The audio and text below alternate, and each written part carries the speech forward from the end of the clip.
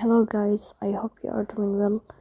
Today we will talk about how to fix or how to solve the problem of Flipboard app. We click on settings. Here we click on apps, default apps, app settings. In this list you will search about Flipboard and you click here in this window. Then we click on first stop and we click OK. Here you will enter to the window of storage. Then we click on clear cache. In the end you will turn off your phone and you will restart your phone again to fix that problem. So that's all. Don't forget to support us by like and subscribe. See you next time and thank you for your